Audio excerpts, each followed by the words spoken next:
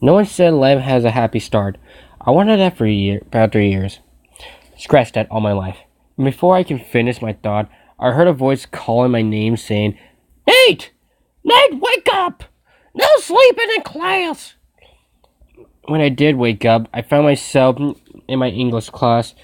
The teacher is yelling about why you shouldn't sleep in class, as always. There's really nothing about the room. There are two doors, one to the left and one to the back. 32 desks and 22 students. Some don't even care and just sit everywhere. The teacher is a middle-aged Irish woman with an anger problem. Oh, her name is Mrs. Sweetie. Don't let the name fool you.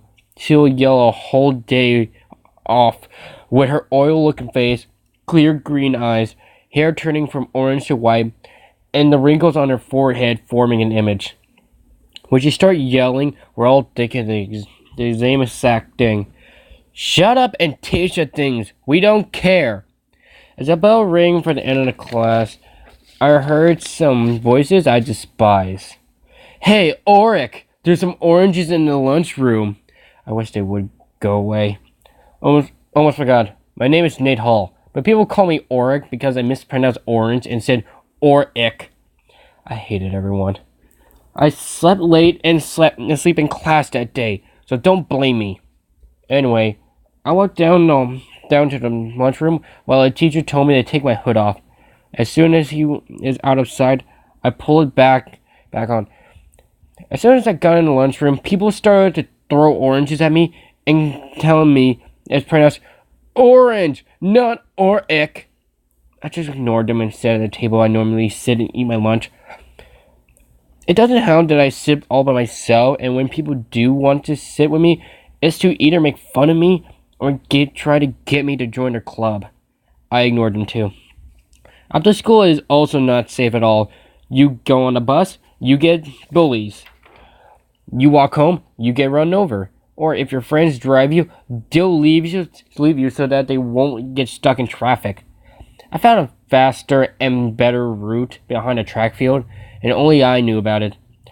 When I reached home when a group of bullies drove up behind me and started a whole Oric joke again. Hey, Oric, one said, how come your house isn't orange? I think it'll look much better in orange. We'll come over and paint it for free. They keep egging me until I spoke out. Shut up! I yelled in rage. Leave me alone and go ram each other's heads. As soon as I said that, one of them knocked me in the back of the head and causing me to fall to the ground. All three of them instinctively started kicking me for 40 seconds, and then started throwing rocks. I, for some reason, said a stupid joke. What? Run out of oranges? They took a boulder and were about to throw it when one of the neighbors come out asking what's going on. The bullies ran away and I walked into my house. I rushed in hurrying to my room when my dad stopped me. Got into another fight? He said in a deep, disappointed tone. You need to defend yourself. I don't want to fight, Dad, I added. They just wanted some attention and I look like an easy target. Can't you go down to the school and talk to the principal about it? After a few seconds, he said, I'm too busy to come down to your school, ask for my son's protection. You need to learn how to deal with your own problems. Do you think I did? Now go get ready. We're going to an old friend's house. I walked up to my room and started to ponder about what happened. My family has a long line of rich business owners on my dad's side.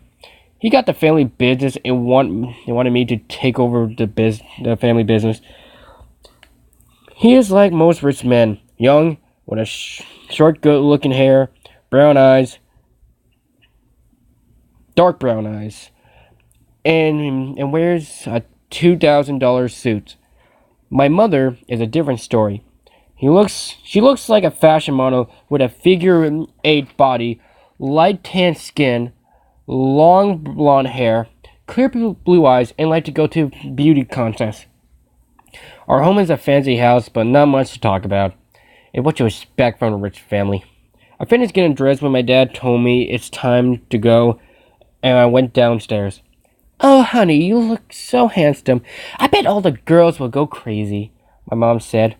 Thanks, Mom, I responded. Yeah, but he'll look even more handsome if we get rid of that ring, Dad. But his grandmother gave it to him, Mom stepped in. We got in the car and barely said a word to each other until I spoke. Dad, who's this old friend of yours? He's a close friend of mine from when I was young. I believe you met him. He even has a son your age. So you two could be friends. He kept talking about how him and his friend were good buddies until the very end. It sounded like a good story. For some unknown reason, when I got out of the car and looked at the house, cold sweat ran down my back, like it was trying to tell me not to go in. I wanted to listen to it, but Dad kept rushing us inside.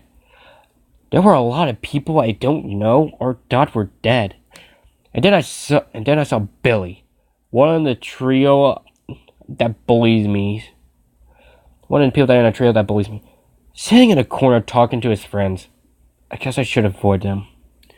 I got something to drink and I ran into the host, Albert Dards. And he tried to have a conversation with me. Ah, Nate! How have you been? Has school been treating you well? He said with high excitement while ramming his palm into my back. I'm doing fine, and apart from being bullied at every turn, I respond. Well, Nate, no need to worry. You have me and your parents, as well as many others, to back you up. He said, trying to cheer me up. We kept having this conversation until someone walked up to us. This party needed a little more guests, he said to Mr. Dirts, who laughed at the joke. That's funny. Nate, this is my son Stan. Stan, this is Nate. He's the son of my dear friend Alex Hall. So you're the son of great Alex Hall? He said in a curious tone. Yeah, I've been reminded of that for years. Kinda wish they wouldn't bring it up every time. Same. Hey, nice ring. Thanks. My grandmother gave it to me. Cool. I wish my grandmother gave me something as cool as that. Is that bad? It's not in our family code. I'm sorry. No need to be sorry, Mr. Darts cuts in. He'll be in the same school as you. He can be your first friend.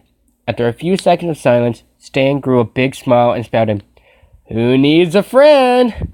Out of complete shock, all I could say was, What?